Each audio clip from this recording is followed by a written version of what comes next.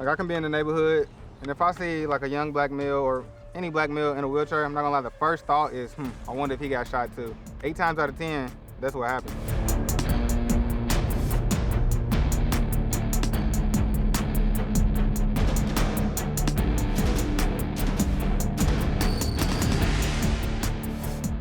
My name's Terrell Williams, and 5 years ago, I was shot and paralyzed from the waist down. I vividly remember laying on the ground, 21 years old, thinking like, damn, my life's over already. I didn't have problems with anybody. I wasn't in anything. I never thought that I would be the victim of a random act of violence. March 29th, 2017, it was like the first day of spring, around the first good day of spring. Bright blue skies, no clouds. I was feeling good.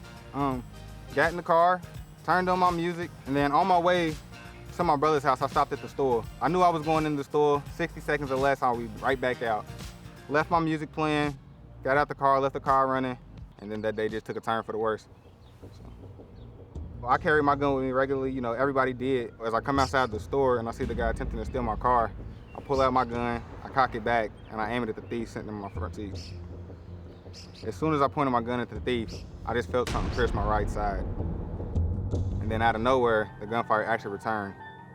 The guy who was in my car, he had multiple people across the street right here by this telephone pole. As soon as they saw my gun, they started shooting. The guy who was standing right here, he took off running this way while shooting his gun, running down the alley. The first bullet actually hit me in my chest, hit my lung, and hit my spine on the way out. Instantly, I fall to the ground. When I fell, I was hearing gunshots all around me, so I jumped into survival mode, picked up my gun, and I started shooting at my car, because at this point, he's driving away. I hit my car up pretty bad.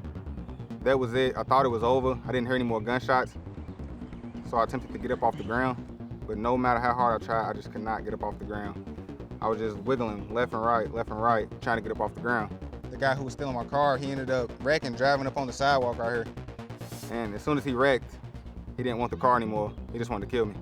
And so he got out the car, walked around, and started walking down towards me, shooting his gun several times. And I could literally see the concrete chipping up, sparks flying. And if my body's like right here in the middle, bullets were hitting right here, and bullets were hitting right here. And just kept going back and forth, back and forth, back and forth. And I knew it was just a matter of time before one of those bullets was gonna hit me. I wish I was wrong, but the last bullet hit me in the right side of my neck. The bullet, it went through my hair, bounced off the concrete, and then went into my neck. So instantly quit moving, kind of played dead for a while, waited. I was literally laying there helpless. I couldn't move. I had no control of the situation. And then something clicked in my mind. You need to pray, because you're about to die. And so that's what I did. I said the same words over and over. God, please take care of me. God, please take care of me. And then he did.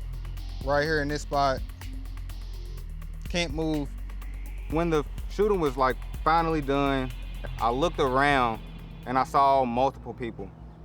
People across the street, people in the store, people coming from their houses. But one of the first people I kind of locked eyes with was a lady sitting on this porch. There used to be a house right here where this big tree is. But when she started to walk over, everybody came over. And so they were kind of just surrounding me like I was a crumb on the ground and they were ants. Nobody knew what to do in that moment. Nobody could help do anything except help me make my last phone call to my family. Not even a minute later, my brother came running up the street. He kind of like bust through the crowd and I see his face. I tried to block everybody else out just because I thought I was gonna die. If I trust anybody with my last words, it's him. He was distraught, everything at that moment, but I could not tell. He was surprisingly calm, surprisingly calm. He hid it very well. I was telling him, and bro, I'm about to die. I'm about to die. They tried to steal my car. Nah, you good, brother. You good, bro. You good. You gonna make it.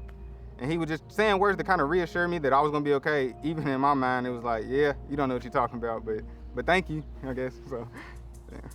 When the first responders showed up, it was a sense of, okay, maybe I'll have a chance. And then I started thinking again, nah, probably not. Bullet to the chest, bullet to the neck, nobody survives that. Some people don't even survive one, so there's no way I'm gonna survive. Everything started getting black, and I started fading out. And then I told him, I remember it clearly, I think I'm about to go, y'all. I think I'm about to go. The bullet that hit my lung, it caused my lung to collapse, so it was filling up with blood. And so in the back of the ambulance, they actually gave me like a chest tube. And so when they put it in, it shot the blood out, and I got that airbag. The bullet that actually hit my spine caused me to be paralyzed from the waist down.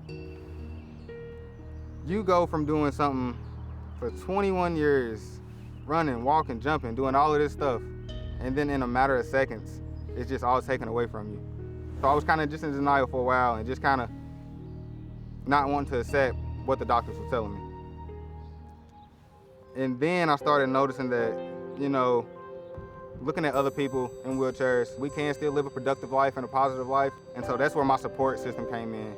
People like myself and Terrell, most of us don't have that support. So we have to be each other's support.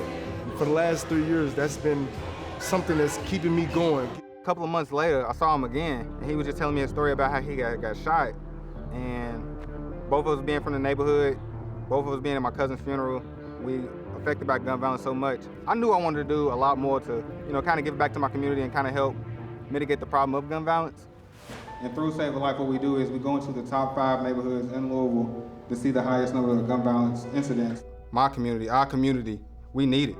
Whether y'all think it or not, we need it. Because I asked y'all a question, who all has been affected by gun violence? And damn near all of y'all rose your hand. I grew up in this neighborhood. I grew up in these neighborhoods, I've seen gun violence. It's normal. And while it is normalized to me, it shouldn't be. That's what kind of drove me to say, I gotta get out into the community. I can use my voice, because even though I lost some of my physical abilities, one thing that I didn't lose was my voice. And so I try to use that as my power and kind of connect with the people who go through similar situations and know what I went through.